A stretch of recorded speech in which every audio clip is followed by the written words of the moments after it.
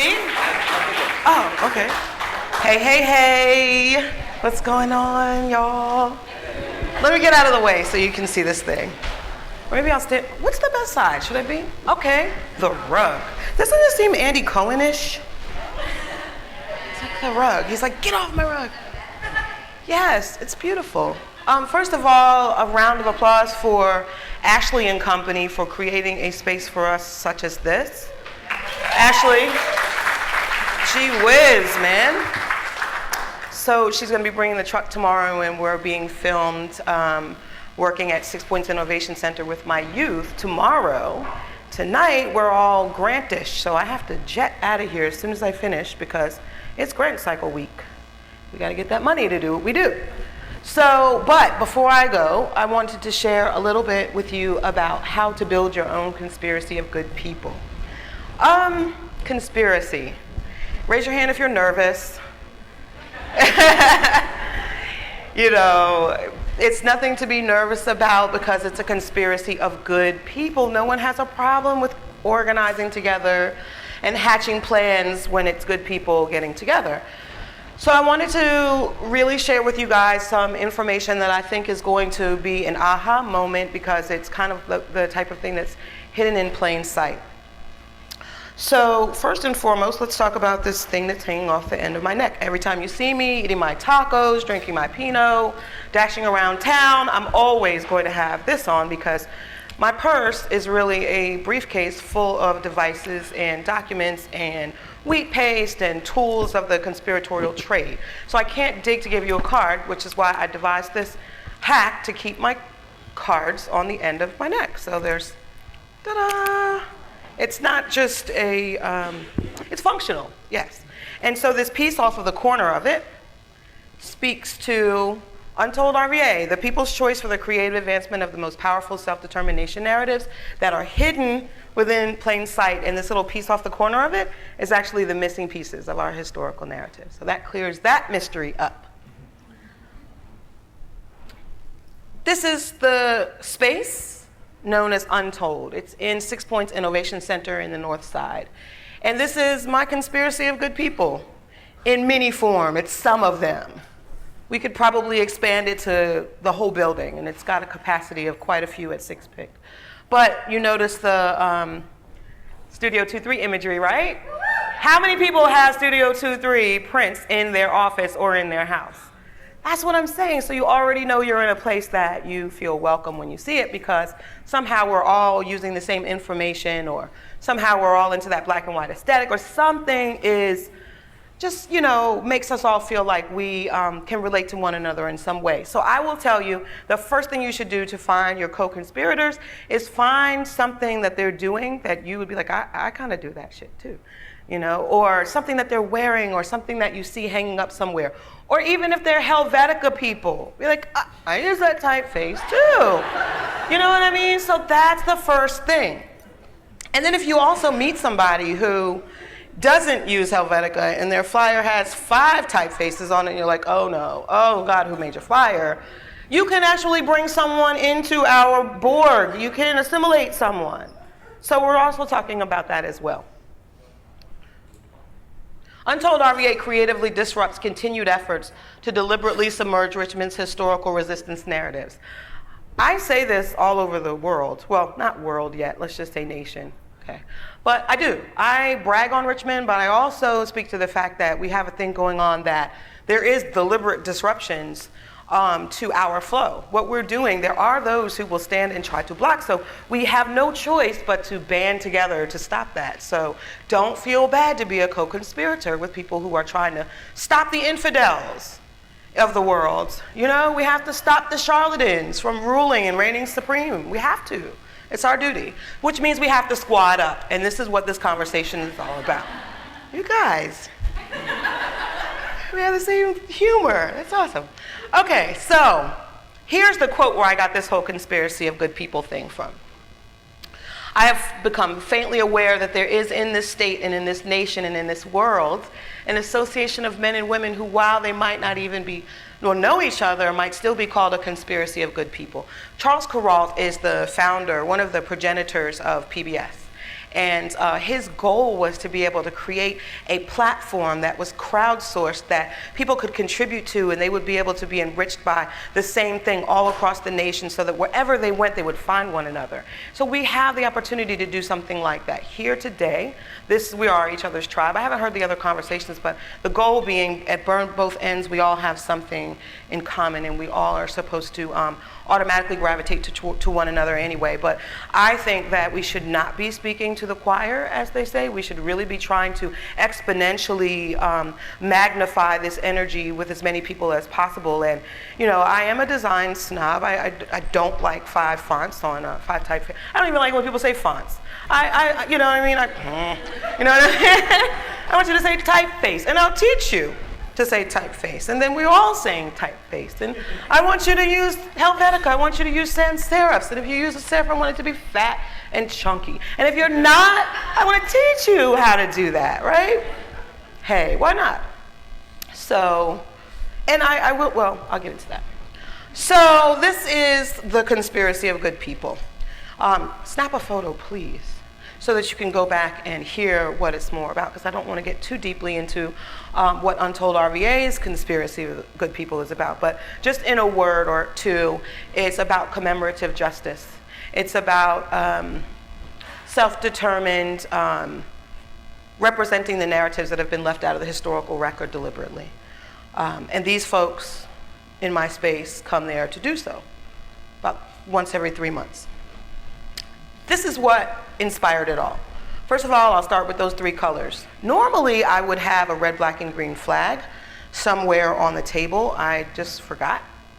But I do that because I represent colors. I remember a while ago, Ashley and them had this young woman who did a workshop on flag building here. Did anyone go to that? No? Well, it was about flags. It was about being able to make and print your own flag. Even if there's no flag that you know of, that's our flag. You can't tell me that's not our flag, among our flags and stuff. And so my flag that I represent is one that my great-grandparents actually flew as well. The red, you'll see a lot of people using it. It's Africana Independent Film Festival's colors. It's the Richmond Black Restaurant Week's colors, a lot of people. But I've been on this since before I was conceived, before my mother was conceived, so it's kind of, we've been doing this. But anyway, like they say, I'm not new to this, I'm true to this. All right? So, but the red is for the blood of the people. We all come from a bloodline, right? Even if it's not your actual physical DNA blood, it's the blood that holds us together. It's the essence of what makes us who we are. At this burn both ends, we're just hustlers. It's in our blood. So that red, even though I represent it to be my African ancestry, we're still the bloodline. The black is for black girl magic, black boy joy, black excellence, black magic. That's the place that the universe decided to plot me, and I am so thankful. And then the green is for the future, for the youth, for the new ideas, for the fecundity, for the verdancy of all the good things that are coming into the future. So this is why you'll see a few of these slides moving forward in this particular section using the RBG. We call it the RBG. So this right here is a curated space. Let me not say curated in this sense, that is just not the right word. I maintain an ancestor altar of all the people who have been left out of the historical record in Richmond, Virginia, that contributed to historical greatness, who would have been deliberately submerged and thwarted at every turn by the very same people that are thwarting and deliberately submerging the things that we believe in. Raise your hand if you feel like something that is part of your key essence of your identity is being submerged or thwarted in this world that we live in today. Seriously, I just need to take a look. Who feels subjected in some way, right? Yeah. You don't feel subjected in any way? Can I come hang out with you? Yeah. Open some doors for some of us? No, I was talking to him. He was just sitting there, It's interesting. I really wish you could kind of see what the room looked like when people raised their hands. But these are not all black people, and I need you to understand that. This is where we're about to go with this. The whole bottom row is white folks. As a matter of fact, right here, I know it's unclear to read and see, but right there on the corner are the women who founded the VMFA. Their husbands were, a lot of them were jerks. And they were the suffragettes. I represent and hold space for the narratives of people who supported folks like me, unequivocally. They did not have to agree with everything that I represent in the world, and I don't have to represent and agree with everything that you stand for in the world. But I think what brings us together is the fact that we all are struggling to live the way that we feel honors our essence of being, and we support each other in that. It's how we end up being stronger. You know how they say the word minority? Think about this. You know how people say the word minority? Everybody's a minority except for white folks, right? That's kind of like the way people think, right? Well, if every other person other than a white person is a minority, are we really minorities? Wouldn't everybody else kind of equal up more? And so if we look at ourselves this way and say, oh, well, I'm in a marginalized group, I'm I don't know, X, Y, and Z, and your marginalized group is tiny in this room represented, but if you take all quote unquote marginalized groups, we're all together stronger. So this is about collaboration and being able to find your place, almost like the Venn diagram where the circles intersect. We have to get tight right there. And so we're here today for that reason as well. Untold Tours is part of Untold RVA, and I take folks all throughout the city, and you get to choose your own adventure. It's urban exploration, street art, and hidden RVA history at the same time. You call within 24 hours advance notice if you want to do a personally choose your own adventure experience, or I'll just take you from 3 to 4 when I go out every Sunday. But you can go to untoldrava.com for that.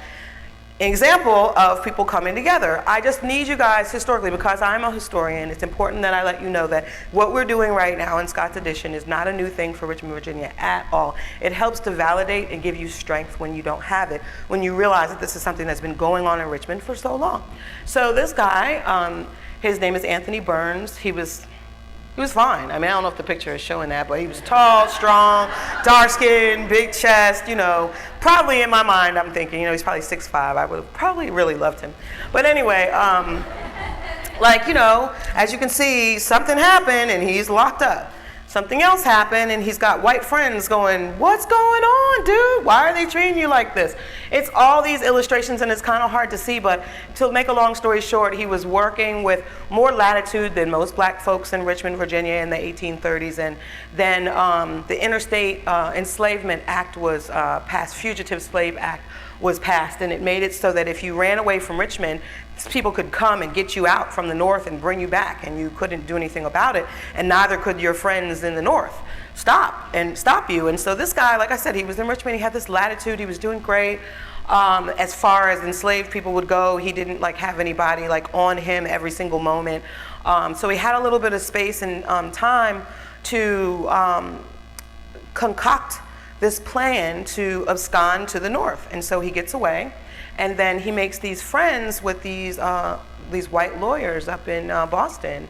I mean, he was really cool. Everybody in Richmond loved him anyway. So when he got away, there was an impetus for them to try to kidnap him back. And so when they came to get him, everybody, when I tell you everybody, there was thousands of people standing in front of the place where they had held him in a pen until the bounty hunters could pick him up. White folks, you would not believe, standing up for this guy as allies, and were like, you're not taking him out of Boston. So they got a federal order and they actually did take him out. But they were like, no worries, dude, you're good.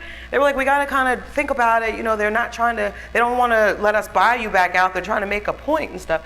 So he ended up being locked up in what you guys may know as Lumpkin's Jail in Shockoe Bottom, which is what I call the Devil's Half Acre. This is the language that was being used by those that were actually confined in there. And I try not to say Lumpkin's Jail for 2 reasons, and I hope that you'll absorb this information and be able to use this in your own lexicon to describe this time period. I don't say Lumpkins because that's giving the honor to this dude who was just the biggest asshole, right? That was the owner of the quote-unquote jail. And I also don't say jail because that's it. That's literally in the parking lot of Main Street Station. That's his place. That was his house, and that pen that was an open air the guy we're talking about, he was at the top of that. It was so stiflingly hot that his memoirs were that they didn't even let him take his pants down, and they made him be in there for 3 or 4 months to punish him for running away. And it was the most torturous scene. Like, he didn't have a bedpan, nothing, no food. It was just the worst possible torture. This guy Lumpkin held it there, put that space there to be able to punish people that had run away or gotten too uppity or whatever. And so this is what Anthony Burns was experiencing. He was a child of people just like this, and so for him to have gotten away, he did a thing. His family would, this actually picture was of Chaco. This happened in Richmond. So for him to have run away, and we call it now Lumpkin's Jail. I actually call it the Devil's Half Acre because in writing it says that these people were calling it the Devil's Half Acre. So call it what it is, right? We own this lexicon. This is my favorite picture in the Valentine, and it says Richmond, Virginia, where men and women are bought and sold like cattle at the market. This I have seen. This is a picture of an ally who literally wanted to use their pen and their talent to be able to have this idyllic picture, but then at the end of the day to show this is not right. People are not cattle. So this is what they actually put out in support. So here's the thing. Somebody knows typefaces. Somebody can center a broadside, you know? And they use their design skills to be able to support not just the guy Anthony Burns, but everybody. Caution, colored people of Boston, one and all. You are hereby respectfully cautioned and advised to avoid conversing with the watchmen and police officers of Boston. Imagine if you use your design skills and said, caution kids in Richmond, don't let them catch you out here smoking that blunt. You know what I'm saying? You're gonna go to jail. Go home and do it, you know, or whatever. You know what I'm saying? Imagine what we could do if we use our design skills to be able to kind of push against. So this is why I wanted to show you this. This is what we've always been doing here. If no one showed you from this angle, you would never pay attention. So this is how I use Untold RVAs, typefaces and public media, public history, public art. I have this crowdsourced project that I do called Stick and Move. And Stick and Move has a telephone number that's embedded within any hashtag number. I have up to 4,000. It's already now up to 95. You can take a picture of this. You press in 45 and you can learn what self-determination is. The 3 core components of Untold RVA, which you can definitely use with any medium. That's basically why I go around and do these talks, is to teach people about these 3 elements that are most important for a hustler like us that wants to put together a conspiracy of good people. Self-determination.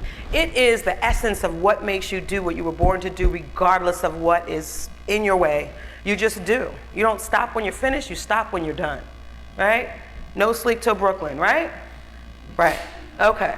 That's self-determination. Intersectionality is, how do you find yourself working with people that are unlikely collaborators?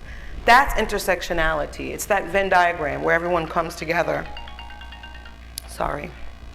And resistance is, what is resistance? Resistance is the things that came in front of you, that it's the story of the things that contributed to something that other people might say was your failure. But it's not a failure if there's a lesson in it, right? What's the best way to learn something? Experience? Raise your hand if you think experience is the best teacher.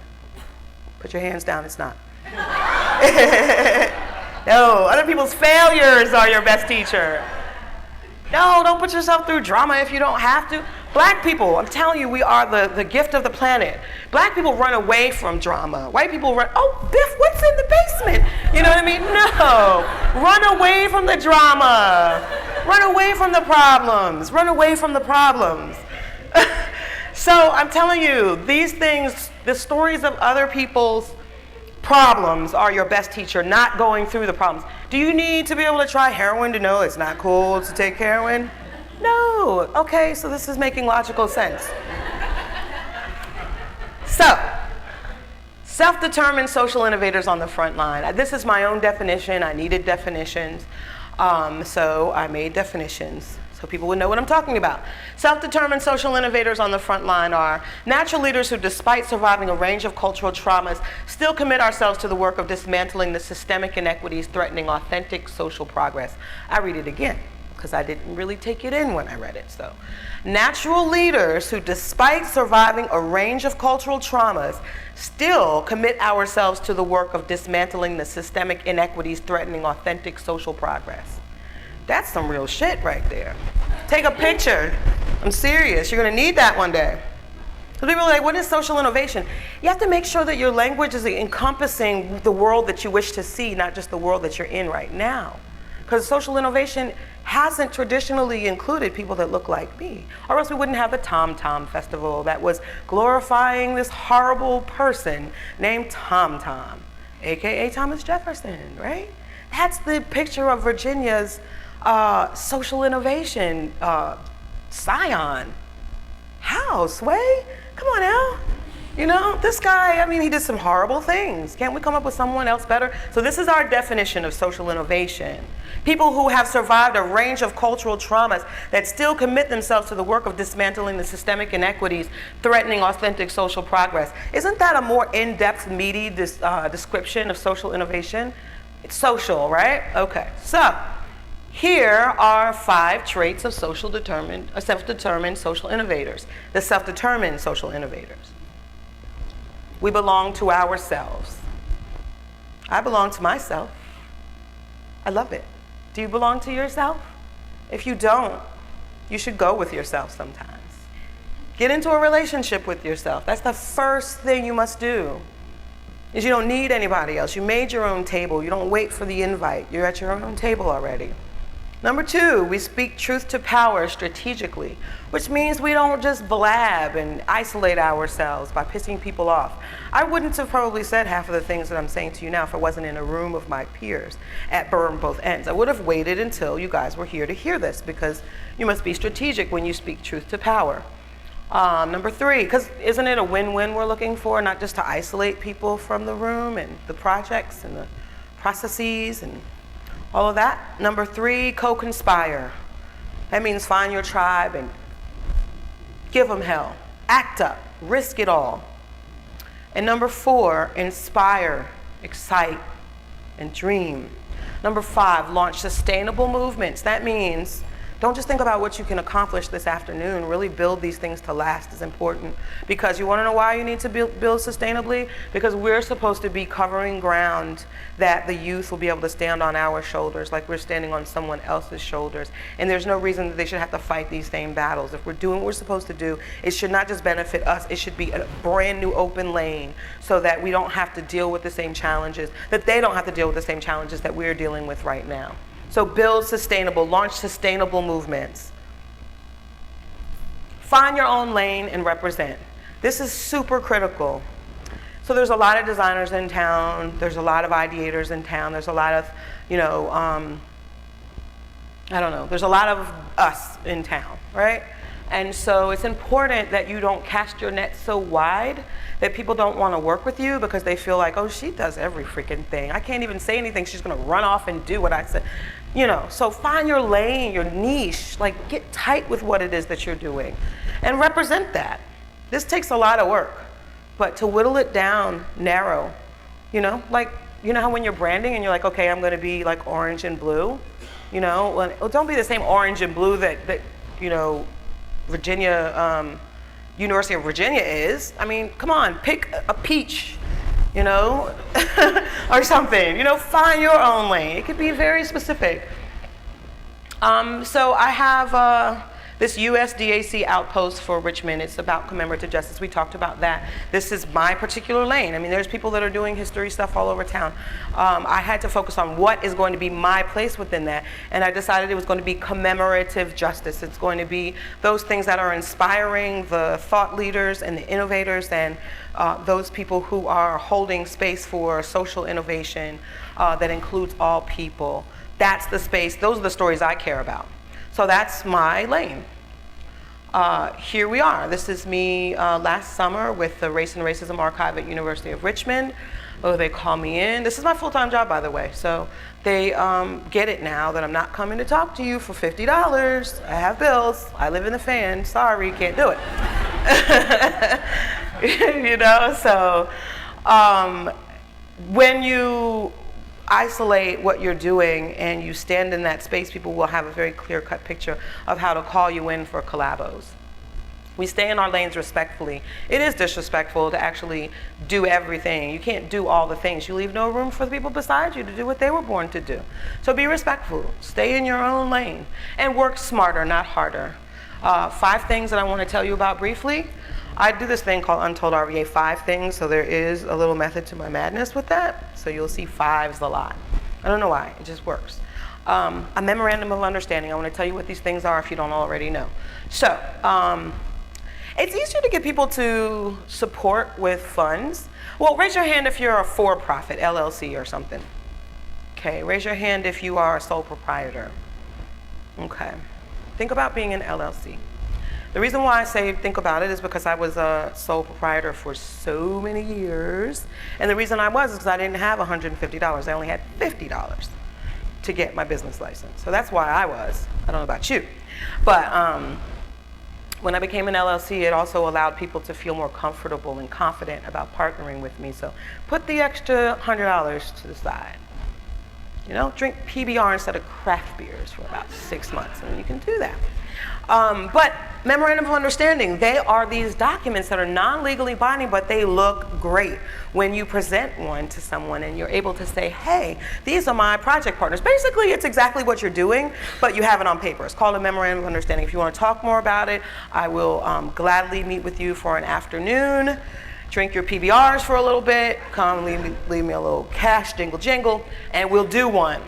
Memorandum of agreement, it's similar, except the agreement is the second phase to that, and it's saying this is the thing that we're going to do. It's not legally binding, but it's going to make the third partner be able to be like, oh, they're actually a thing. It's a way to be able to have like a collective without actually having to go and legally do it, but yet it's still a document. And it looks great because their logo and your logo are on one piece of paper. If you got 9 of your friends and all your cool looking Helvetica logos together, my God, you know, you cannot believe how much you can get done this way. A third thing, raise your hand if you're a 501c. Is anyone? Yes, okay, so 501cs are gonna be your best friend. Why? Because they're the ones that are out here promising Capital One that they're going to do all the things, but they don't have money to pay us to be on staff. But what they do have the opportunity to do is have you go out, find a cool grant that they would never be able to accomplish without you, and be like, hey, you should apply for this grant. I'll give you all the language to show that I can do the things, and then I'll just be a line item on there. And then be like, oh, how much do you want? You'd be like, you decide. And so you guys write it, and they get the grant, and you do the thing, and everybody's happy. So you don't have to be a nonprofit. You're actually a line item on that grant. If you want to talk more about it, feel welcome. I did it. It works. It's awesome. It's the best. Be someone's secret weapon. And then you don't have to sit in their boring office. You can do it from home. Seriously, seriously. Number 4, consider yourself to be a subject matter expert, and if you're not one, call someone who's a subject matter expert. Remember we had this conversation? We were like, okay, she gets clients and they're like, oh, we want you to ideate about X, Y, and Z. And she's like, oh my God, I don't know if we really know all of that. And I'm like, well, call free. So be clear about what your subject matter expertise area is, then write a 1-sheet and then float it all over the place. It could be about a teensy little fingernail's worth of stuff, but everybody should know that that's your lane. And they should call you. And when they have a client, they can line item you in the budget to be the consultant to talk about that one. A consultant can hire a consultant who hires a consultant to consult about the thing that the client wanted to know about. So we can Voltron this thing, and we should. We should. 4, 5. Did I not tell you listen, I don't have a printer at home. I don't really even have a printer at work. I don't know, it's a lot. Stress to hook up equipment, right? So I run all over the place. I run to Kinko's. Somebody please help me set up please. Okay. It's horrible. I have to is Kinko's open? And there's no Kinko's in the what is up with that? Oh, can we get a print shop? Anyway, but when they asked me to speak here and they gave me the address to where they were, I was like, wait a minute, that's my backyard. Am I not in your backyard? Like, our backyards connect. right? Like, for real. And so I said, well, you know, I'll help you with whatever you need and everything. Can I come over and print some stuff? That's a barter. You know what I'm saying? It's like, while I'm in there printing, she could be like, well, so what do you think about, you know, Kanye? You know, and then the client that asked her about that, she's got the answer now. You know? So it works. And I got my stuff printed while we were having that conversation. So consult with your friends so that your clients will be more satisfied with the wealth of information and the scope of what your knowledge base is. And then intellectual property. This again is the Untold RVA definition. Innovative content that is the result of self-determined creativity to which one has rights and for which one deserves both credit and compensation, i.e. give folks props where props are due, i.e. don't bite or plagiarize other people's stuff. I mean it when I say that. There is. Why do you think I put my Untold RVA at the bottom? Have at it. I mean, it's on every slide somewhere. So yes, I had to learn this because of what we all have been through. I'll just leave it at that. But if anyone ever asks you why you are so adamant about being referenced for what you have articulated for them, let them know that part of the story is that when people say, oh my God, that's amazing, they need to know the person that actually devised that thought, because that's going to hold space for the little kid that's coming up that now does not have to fight to get that space for his voice to be able to speak that. We have to be firmly planted because someone will be standing on our shoulders. If you feel that you're on a solid foundation within this city, it's because someone's firmly planted and you stood on their shoulders. And so you absolutely must make sure that everyone knows that your intellectual property is number one at the top of your list. So your unique element is powerful and transformative. Remember we talked about that thing that is actually your lane and stuff? It's powerful and it's transformative. It is so powerful. I don't know what that thing is for each one of you, but take the rest of the year and figure it out and do a one sheet on it and then share it with one another and be like, you know what? I actually know how to tie like an ascot. You know, so everyone should know if you need an ascot tied, I know how to do it, you know? So it doesn't matter what it is, but if you're an expert at that thing, you have to articulate it in a shareable format and then make sure all of the people in your circle know. So it should not be any crazy lopsided ascots in town because they could have called you. And if they can't pay you to tie an ascot, maybe they know how to do a gel manicure and you can trade, you know? So I don't know. So finally, before I get out of here, I just want to encourage you. We can and we will get it right. This is a testament to the fact that we're going to get it right. We're not going to stop when we're finished. We're going to stop when we're done. Power to the people. May it be so. Holla at your girl. I'm out. Mic drop.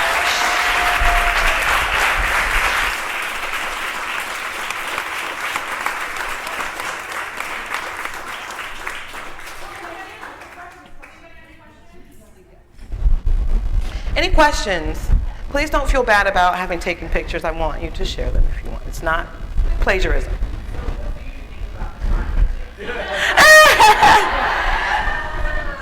You know, I'm not reactionary when it comes to this historical stuff, so it's difficult to weigh in on a person that's self-admittedly mentally ill. You know, so I can't really, I'm not a doctor. I know that once a person tells you that they're mentally ill, and you know, I mean, we knew that before anyway, you know. Because wife, you know what I mean? Anyone would be in that, you know, crucible of crazy over there. That's a good word, isn't it? Crucible of crazy.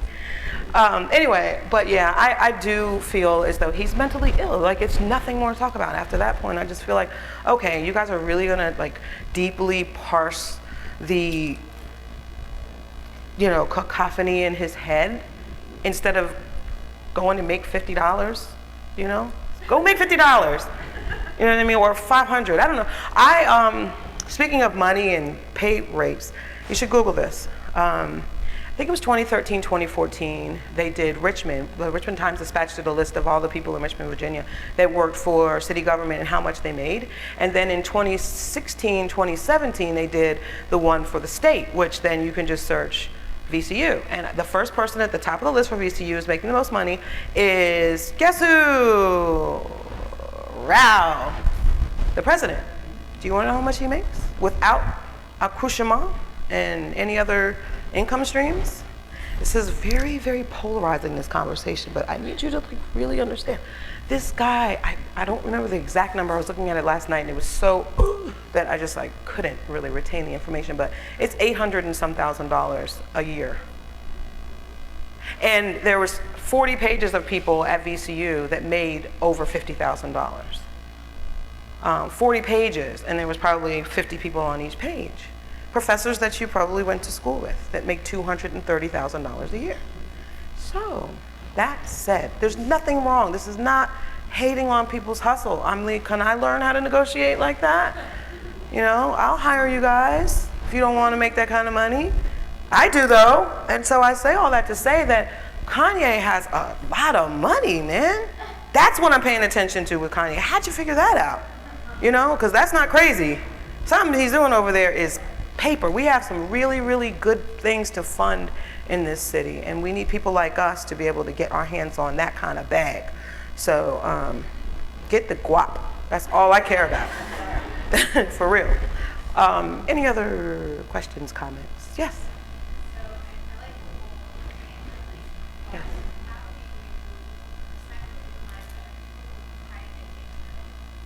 Oh,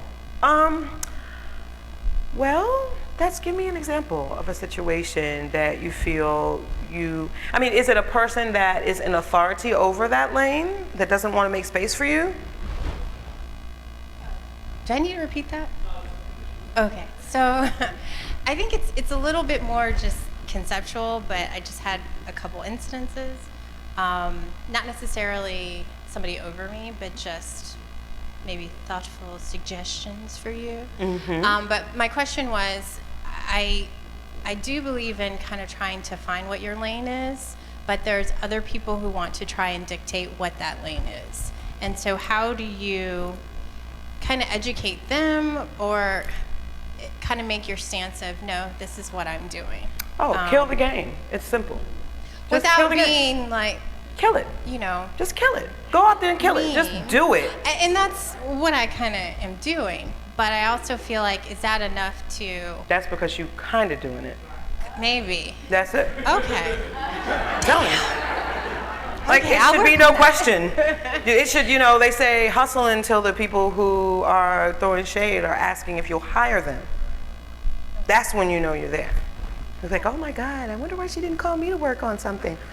You know what I mean? That's how you know. And it might take a while, but you can't focus on them while you're getting that goal accomplished. So yeah, there's gonna be a time, like I remember for years, I used to come to people in town that were doing this and that and be like, I'd really like to do this, and I thought that they would make space for me to be able to do it. And they were like, we don't really wanna go in that direction and everything like that. And I stopped caring about asking them. If I'd waited around to get an invitation to sit at the table, I just made my own table.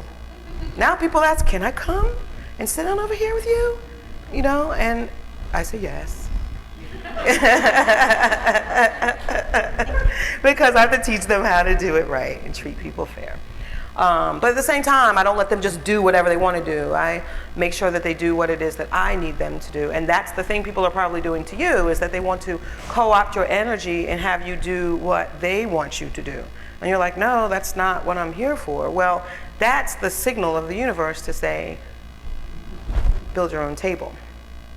Yeah, with your friends, of course. Yes. Anyone else? Nope.